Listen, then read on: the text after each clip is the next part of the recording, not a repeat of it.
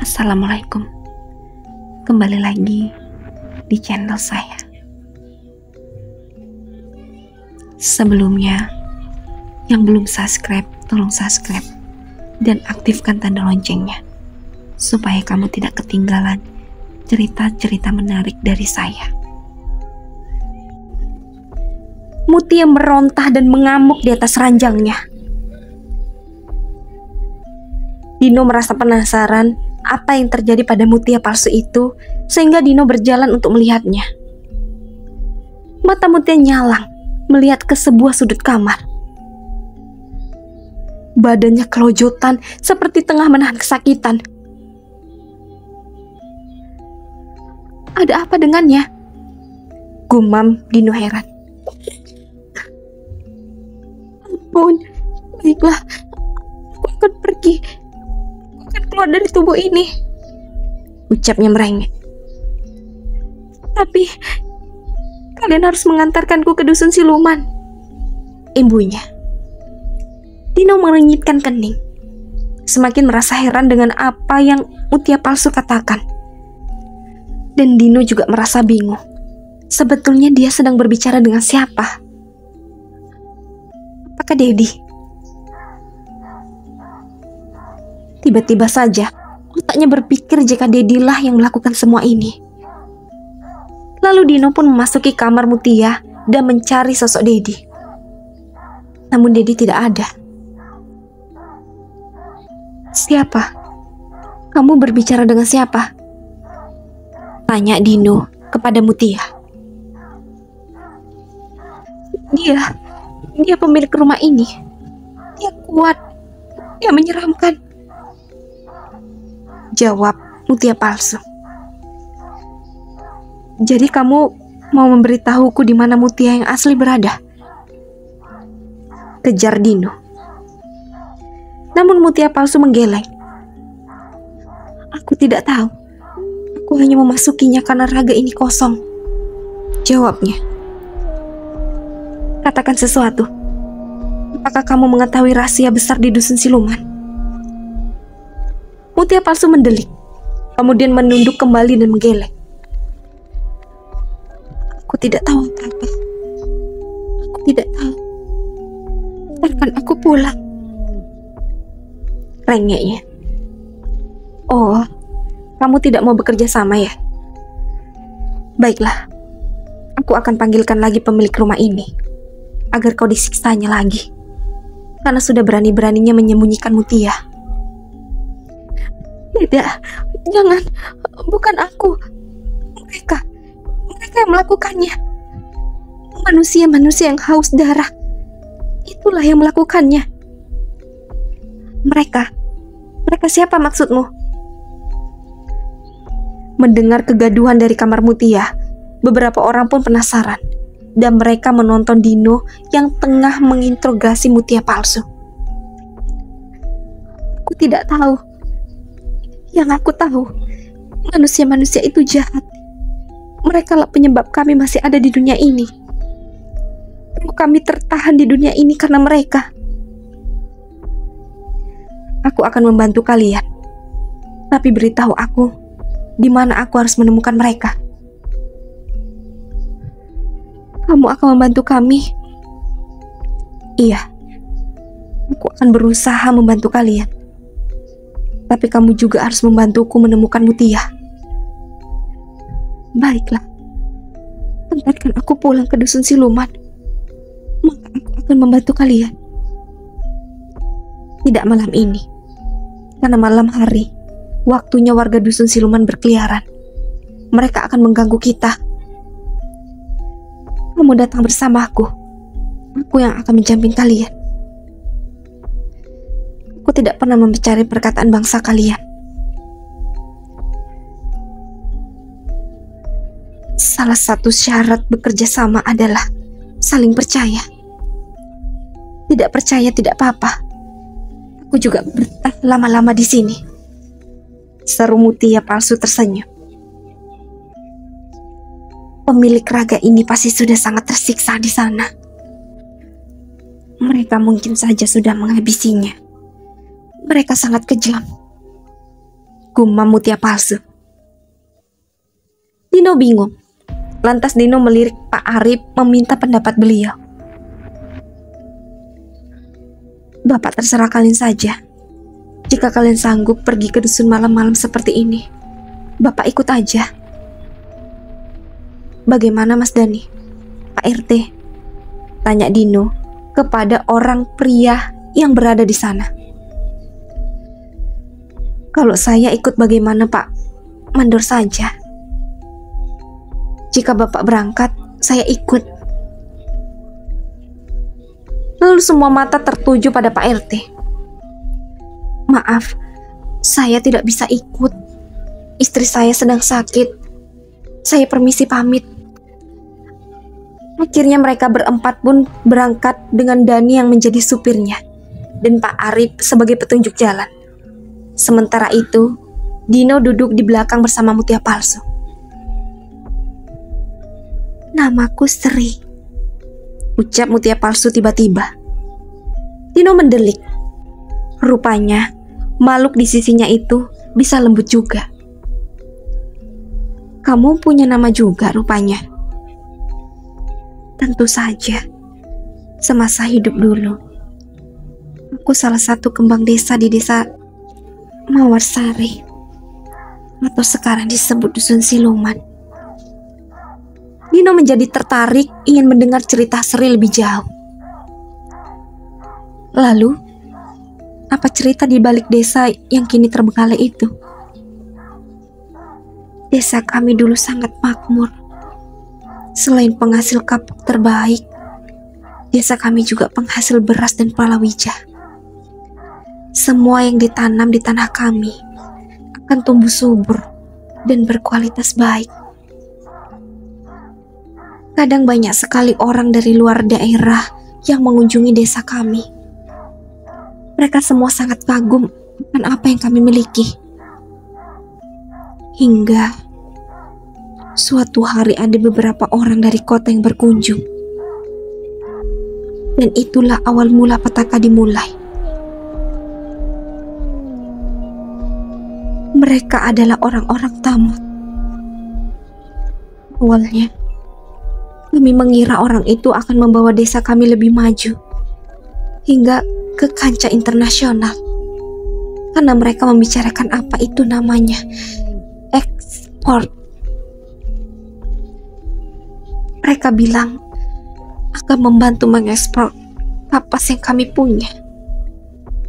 Tapi rupanya mereka hanya ingin menguasai semuanya sendiri saja. Mereka hanya ingin menjadikan kami warga asli sebagai pekerja saja. Mereka memaksa membeli tanah-tanah kami. Tentu saja kami menolak, dan terjadilah perpecahan. Pimpin desa kami cenderung memihak, karena ia mendapatkan banyak keuntungan dari mereka. Dan kami, orang-orang miskin, hanya tertindas hingga kami melawan dan terjadilah prahara itu. Apa yang terjadi pada kamu dan keluargamu? Tanya Dino penasaran. Malam itu, aku dibangunkan ibu. Dia bilang aku harus pergi dari rumah dan bersembunyi sebisaku sampai aku keluar dari desa. Di tengah kebingungan, aku pun pergi meninggalkan rumah dengan membawa bekal seadanya. Tidak lama setelah kepergianku, aku melihat dari jauh kalau rumah kami sudah habis terbakar. Ingin rasanya aku kembali, tapi aku tidak mau pengorbanan ayah dan ibu sia-sia. Kenang Sri pada malam penuh duka itu. Lalu, apa kamu berhasil keluar dari desa? Sri menggeleng. Aku tertangkap. Karena pada saat itu, aku menyelamatkan seorang anak kecil. Lalu, mereka membunuh kalian. Kini Dani yang bertanya. Saat aku tertangkap, aku sudah dalam keadaan sekarat. Aku melompati api saat seorang anak kecil menangis di dalam sebuah rumah yang terbakar. Aku berhasil mendapatkannya, tapi aku tidak berhasil keluar dari sana. Aku sekarat selama 2 hari di dalam puing rumah yang sudah menjadi abu itu. Hingga salah seorang anak buah mereka menemukanku. Aku pikir aku akan selamat. Tapi ternyata aku hanya menunggu giliran untuk mati saja. Memangnya apa yang mereka lakukan padamu? Tanya Dino. Mereka itu sesat. Mereka para pemuja iblis dan penganut ilmu hitam yang haus akan darah. Sesampainya di sana, Dino berniat untuk mendatangi Bagas agar meminta bantuannya untuk ikut masuk ke dalam sana. Namun Bagas tidak ada. Dia tadi sore menjenguk kakeknya karena kakeknya sedang sakit.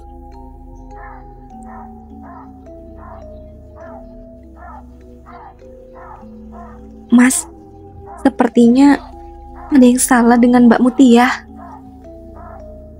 bisik Bu Irna. Dia memang bukan Mutia, Bu. Dia warga siluman itu. Jadi kalian percaya padanya? Tidak ada pilihan lain, Bu. Ya sudah, Mas tunggu sebentar ya.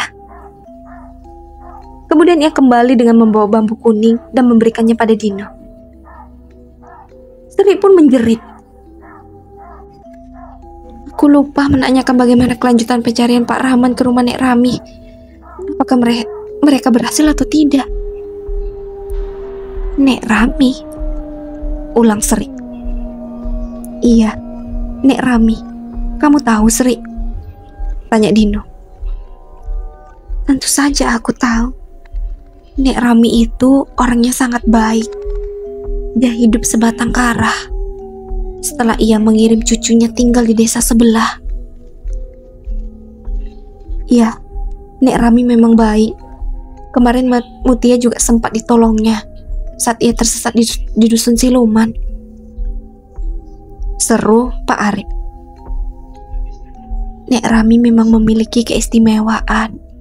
Dia bisa menyerupai manusia dengan sangat sempurna, hingga manusia lain tidak mengira jika itu hanya arwah. Mungkin ada sebabnya dia bisa bertemu dengan membantu putrimu.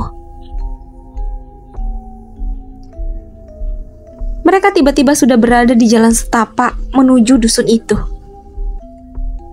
Kita berhenti di sini, Pak? Tanya Dani. Iya, Mas. Kita simpan mobil di sini saja. Karena akses jalan ke sana sempit, juga terjal juga. Terdengar suara lolongan anjing saling bersahutan saat mereka berempat menuruni mobil. Hal itu membuat nyali Dani menciut. Mengapa anjing-anjing itu terus melolong? Ucap Dani. Sepertinya mereka sudah mencium kehadiran kalian. Mereka siapa? Manusia-manusia yang lebih bengis dari iblis. Oke, jadi sekarang apa yang harus kita lakukan terlebih dahulu? Aku akan mengantar kalian ke tempat di mana kemungkinan wanita itu disekap. Jika perkiraanku tidak salah, pasti wanita ini mereka sembunyikan di dalam gua wadal. Gua? Iya. Di dusun ini ada gua. Gua wadal dan gua persembahan. Gua wadal mereka gunakan untuk menahan para calon tumbal. dan gua persembahan mereka gunakan untuk ritual sesat dan menumbalkan manusia-manusia seperti kami dulu. Baiklah, jika begitu, ayo kita berangkat sekarang. Kalian semua berjalan di belakangku. Di depan sudah ada makhluk yang menyambut kalian. Apa kalian sudah siap? Aku siap. Bukankah kamu bilang kamu akan menjamin keselamatan kami? Tanya Dani. Aku memang berkata begitu, dan aku akan melakukannya. Tapi kita tidak pernah tahu apa yang akan kita hadapi di depan sana. Apalagi, aku sendiri tidak begitu tahu tentang orang-orang misterius itu.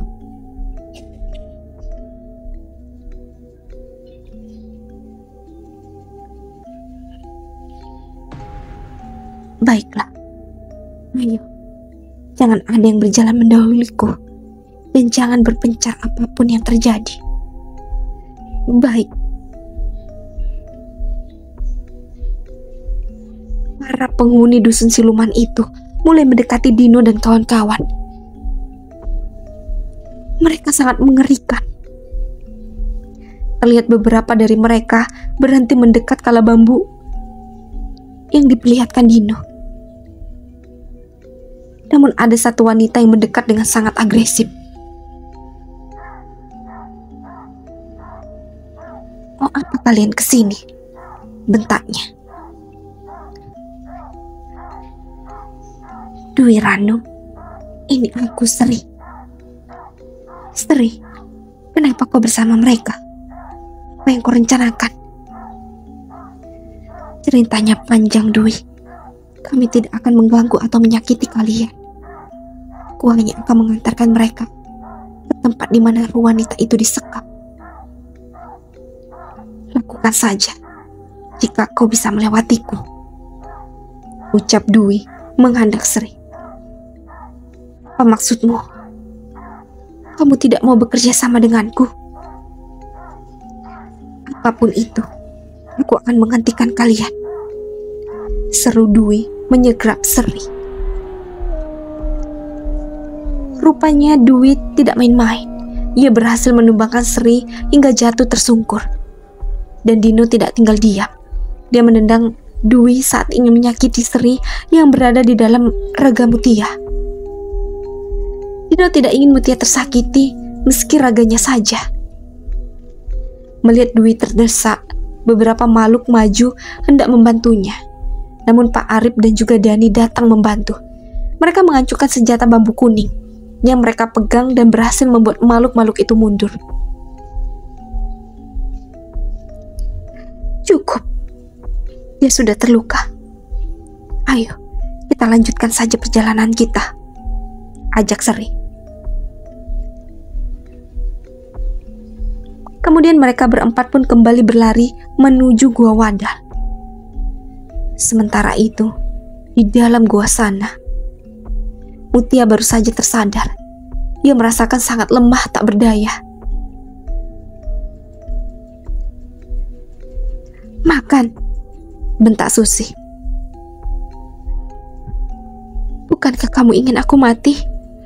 Untuk apa susah payah memberiku makan? Biarkan saja aku mati, menyusul Mas Dedi, agar kami bisa bersama untuk selamanya." "Tidak, aku tidak akan membiarkanmu mati dengan mudah begitu saja. Kamu harus menderita, Mutia."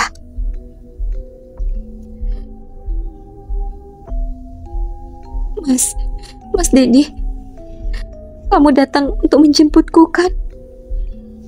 ucap Mutia ketika melihat bayangan Dedi datang mendekat. "Dedi." Bayangan Dedi semakin dekat dan berjongkok, mengelus rambut Mutia dengan lembut, dan tatapan sayu Dedi berucap, "Bertahanlah Mutia, sebentar lagi bantuan akan datang." "Kamu kesini mau menemuiku?" ucap Susi terbata. Dedi hanya terdiam. Wajahnya sangat ketara memedam kemarahan yang sangat besar pada wanita itu Mas, aku sudah sangat lama ingin melihatmu. Senang kamu mau menemuiku di sini, ucap Susi, seraya mendekat ke arah Mutia dan Dede. Cukup Susi, sudah terlalu jauh kamu bertindak.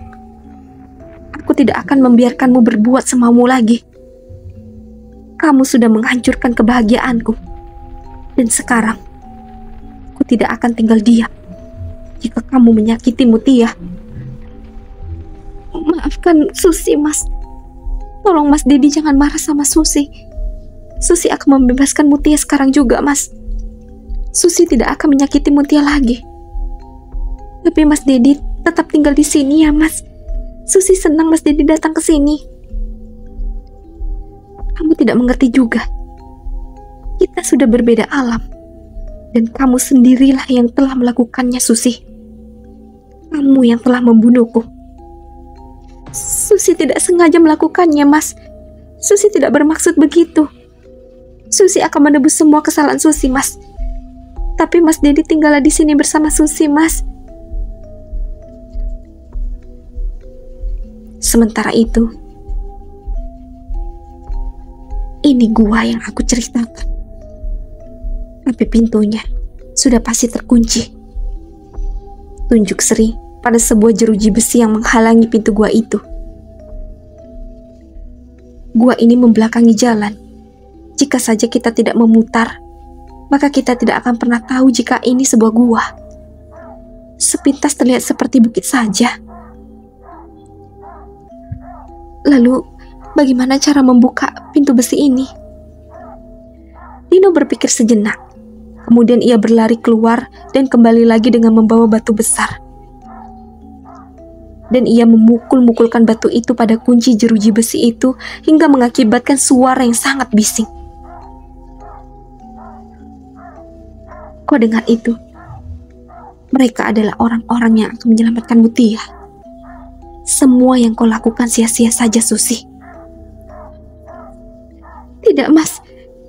Jika kamu tidak tinggal bersamaku di sini, aku pun tidak akan membiarkan Mutia pergi begitu saja.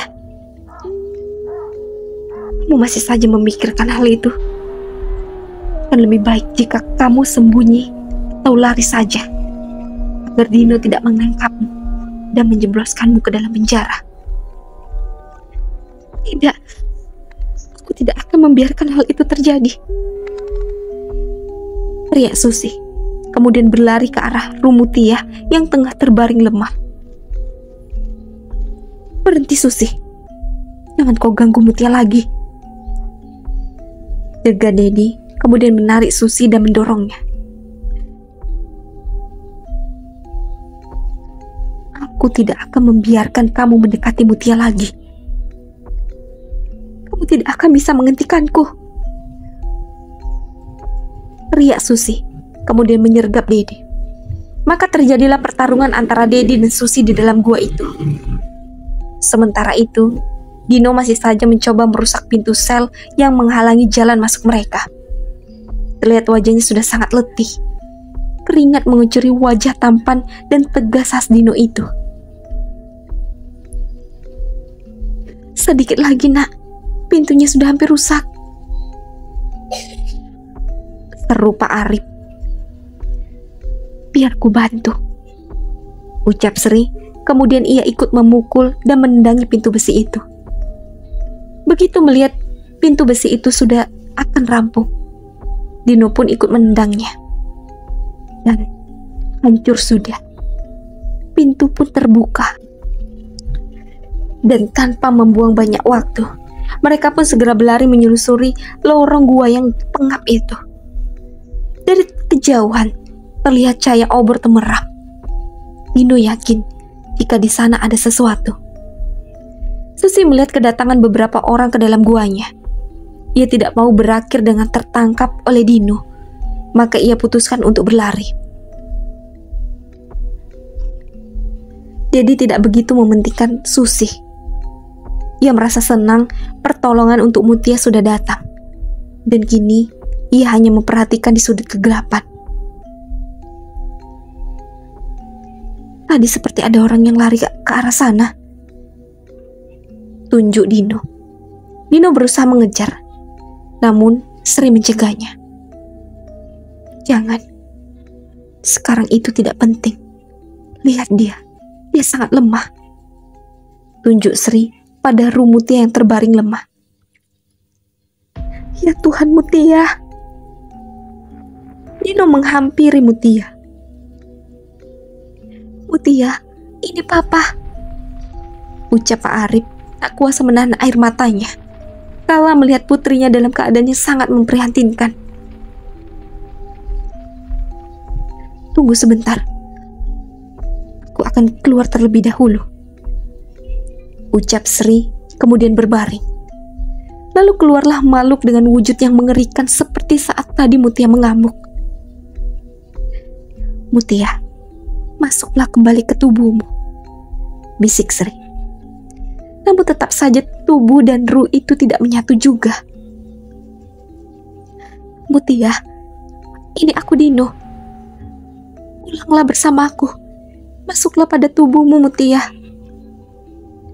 Mutia, Papa rindu kamu, nak. Yuk pulanglah bersama Papa. Mama juga sangat merindukanmu, nak. Mutia, kamu harus pulang. Belum saatnya kamu ikut dengan Mas. Mas kesini bukan untuk menjemputmu, ucap Dedi keluar dari tempatnya berdiri. Dedi, ucap Dino, Pak Arif, dan Dani secara bersamaan. Ayo Mutia, ikutlah dengan mereka. Kamu harus berjuang demi kehidupanmu. Kamu harus hentikan Susi, Mutia. Pulanglah dan jadilah kuat. Kamu pasti bisa, Mutia. Kemudian, secara perlahan, Mutia dan tubuhnya pun menyatu. Semua orang mengucap hamdalah. Dedi, kamu di sini? Tanya Dino penasaran. Ia ingin tahu sejak kapan Dedi ada di tempat itu. Aku mengikuti kalian. Cepatlah, kalian harus segera keluar dari sini. Tubuh Mutia sangat lemah. Ia membutuhkan perawatan medis. Kita Dedi. Iya nak Dedi, terima kasih atas bantuannya, ucap Pak Arif yang sedikit syok melihat penampakan menantunya. Ayo, kita pulang sekarang, ucap Dino yang menggendong Mutia di punggungnya. Tidak, kalian tidak boleh pergi. Kamu sudah berjanji akan membantuku dan warga dusun ini agar terbebas dari sini. Kamu harus lakukan itu. Tegas Sri menghadang jalan Dino. Sri, apakah kamu tidak melihat kondisi Mutia? Aku akan membantumu setelah membawa Mutia ke rumah sakit. Memangnya aku bisa mempercayaimu?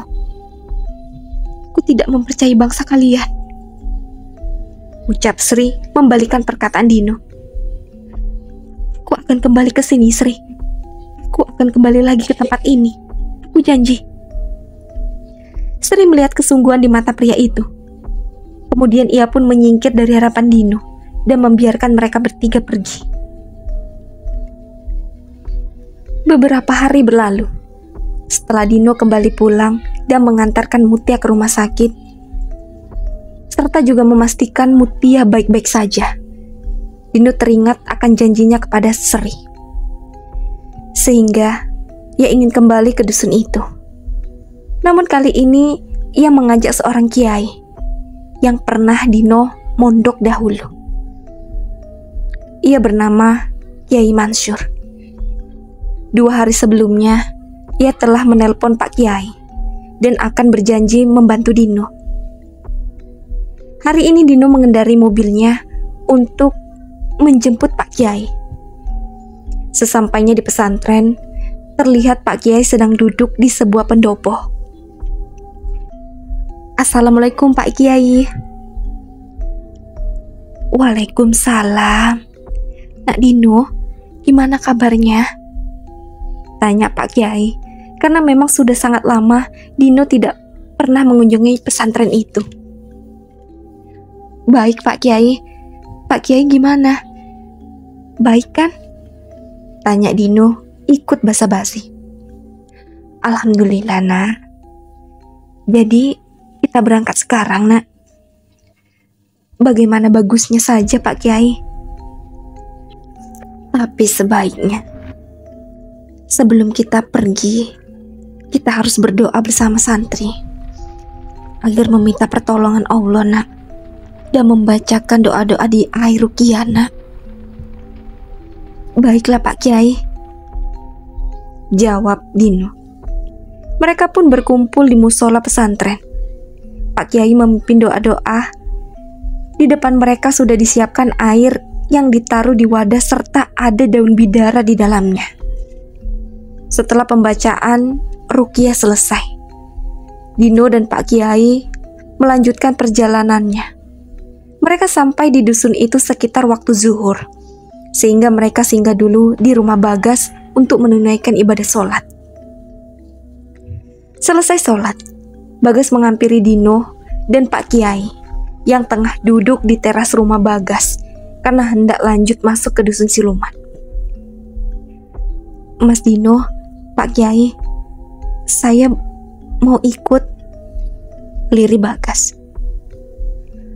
Alhamdulillah, kalau nak Bagas bersedia, lebih banyak yang mendoakan, itu lebih bagus, jawab Pak Kiai. Iya Pak Kiai. Oh iya Mas, tadi sekitaran jam 10 Pak Rahman datang dan dia pamit masuk ke dusun itu lagi. Tadi dia bicara sama ibu, tapi saya belum kembali dari rumah kakek, jadi saya tidak bisa menemaninya, jawab Bagas. Jadi kemarin belum ketemu ya?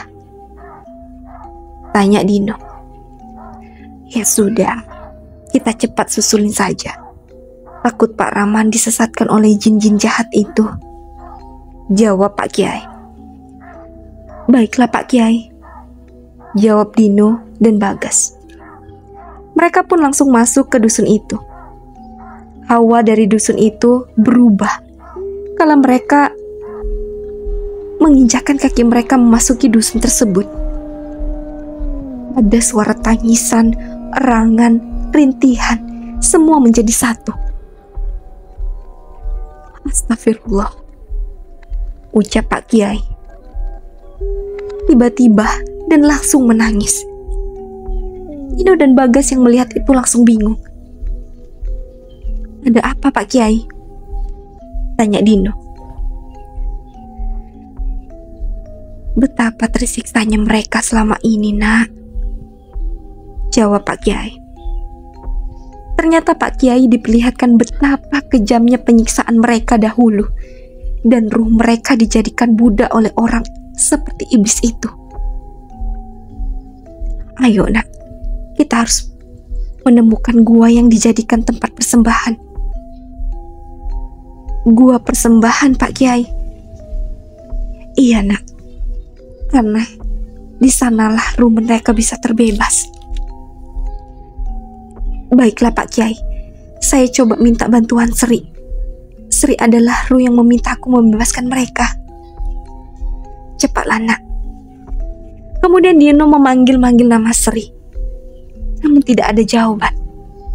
Ternyata Sri telah dikurung di gua persembahan itu oleh pemuja iblis itu.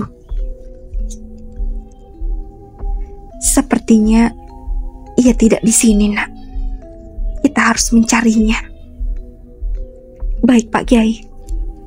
Mereka pun berjalan dengan Dino yang memimpin. Sesampainya di persimpangan,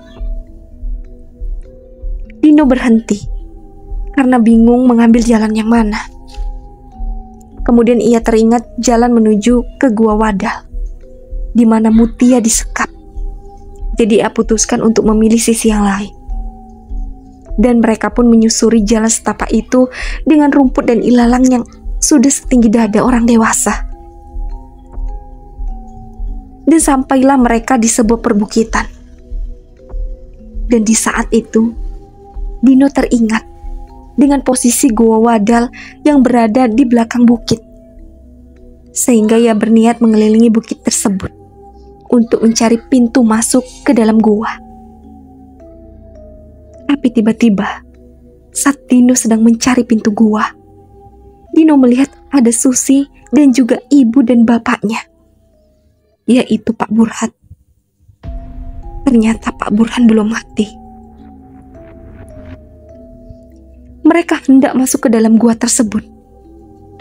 Kemudian Dino pun mengendap-endap untuk mengikuti mereka. Dino bersembunyi di balik gundukan tanah yang tinggi. Ia mendengarkan percakapan mereka. "Pak, pokoknya kita harus berhasil lakukan ritualnya malam ini juga. Orang itu tidak boleh hilang lagi. Kalau tidak, kita harus mengeluarkan darah kita masing-masing." Lirih Susi. "Iya Pak, Ibu gak mau kita gagal lagi. Kita udah sejauh ini. Ibu gak mau sia-sia ikuti ajaran nenek moyang Bapak. Semoga aja setelah ini kita jadi orang kaya dan dihormati manusia-manusia dan juga bangsa jin." Lirih ibunya Susi. "Iya Bu, pokoknya kita harus berjaga-jaga. Jangan sampai ada yang menggagalkan rencana kita ini," jawab Pak Burhan. Mendengar hal itu, Dino terkejut. Ternyata selama ini orang-orang yang telah menghancurkan serta membuat dusun siluman seperti ini adalah nenek moyang Pak Burhan. Dan sekarang mereka ingin melakukannya lagi. Dino pun berlari menemui Pak Kiai serta Bagas yang telah menunggunya di balik bukit. Dino pun menceritakan semuanya yang ia lihat dan ia dengar. "Nak Dino, sebaiknya telepon polisi saja. Kita harus menghukum mereka karena telah melakukan penculikan serta ingin mencoba menghilangkan nyawa." "Baiklah Pak Kiai." Dino pun menelepon kepolisian dan tidak lupa Dino mengirim Sherlock agar mudah untuk menemuinya. Setelah itu, Dino menghampiri Pak Kiai lagi. "Kita harus bagaimana Pak Kiai?" Namun belum sempat Pak Kiai menjawab, tiba-tiba ada bayangan hitam mencoba datang dan mendekati mereka. Ternyata itu adalah Nek Rami. "Tolong cucu saya," lirih Nek Rami. "Siapa cucu Anda?" tanya Dino. "Rahman, cucu saya dalam bahaya. Dia akan dijadikan tumbal oleh orang-orang itu." "Apa? Jadi yang disekap Pak Burhan adalah Pak Rahman?" jawab Dino kaget. Begitu pula dengan Bagas. "Iya, tolonglah. Ia ditipu saat hendak mencari rumahku. Insya Allah kami akan menolongnya," jawab Pak Kiai. "Terima kasih. Tapi sebelumnya, ambillah sebuah bungkusan di dalam lemariku. Bungkusan itu adalah sebuah keris untuk menghancurkan ritual perjanjian dan membebaskan kami. Jiwa-jiwa kami tertahan di sana. Dulu saya mengambilnya dari Jalal, kakek moyang Burhan. Semenjak saya mencuri keris itu, kekayaan tidak didapatkan karena keris itulah yang memakan darah setiap tumbalnya. Tapi karena Burhan sudah mengetahui keberadaannya,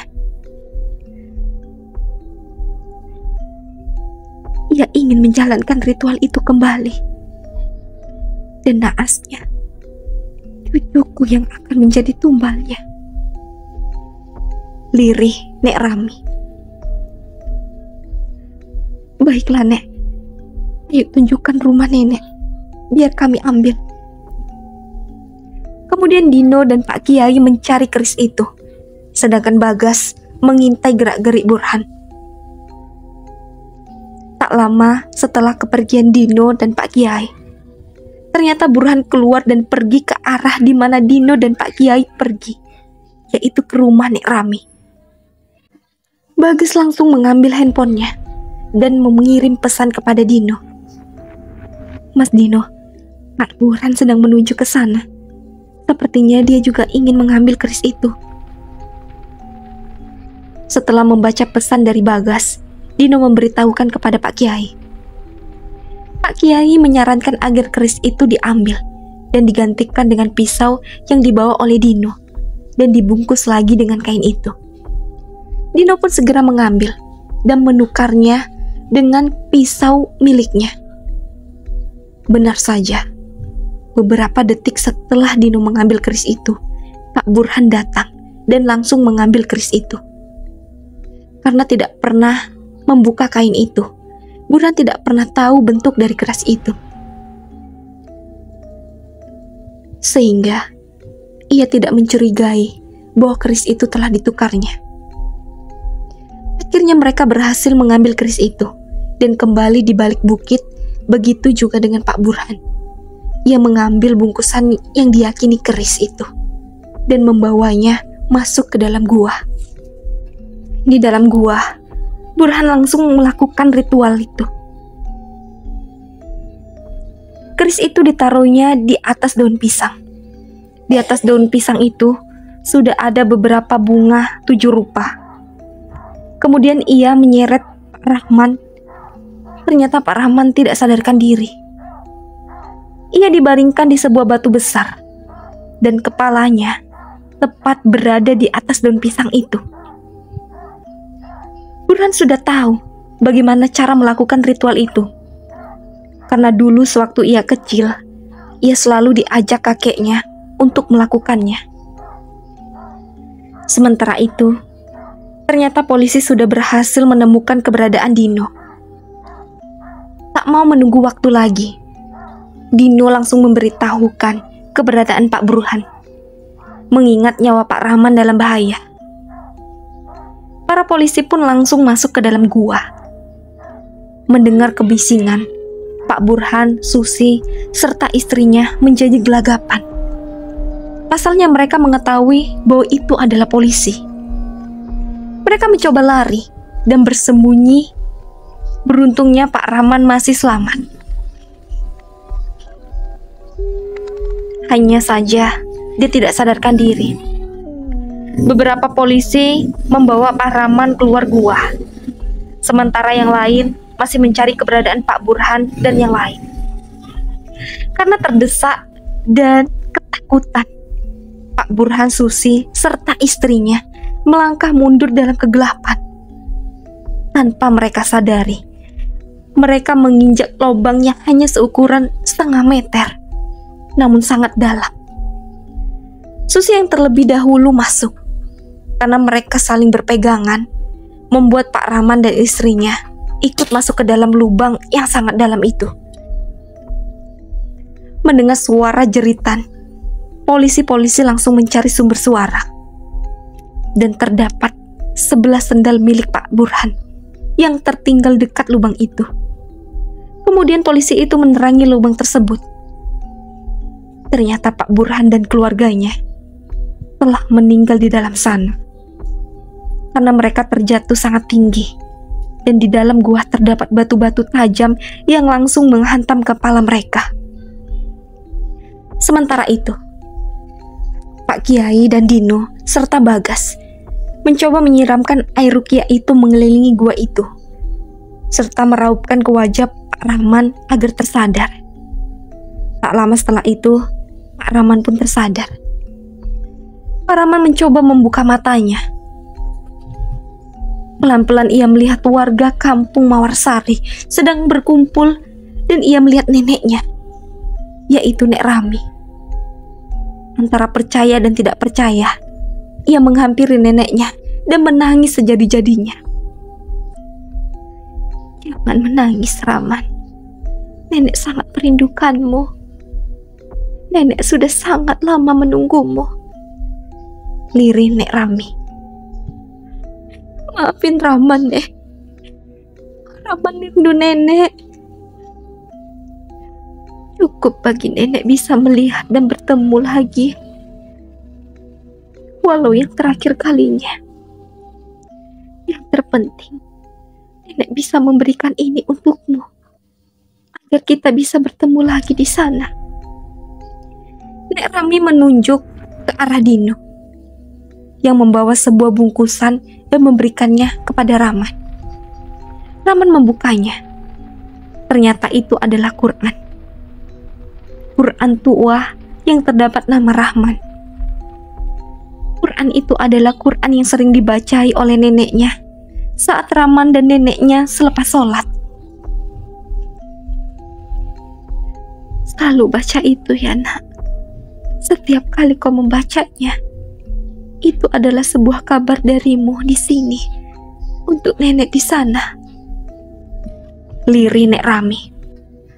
Iya Nek, Raman akan selalu membacanya untuk nenek.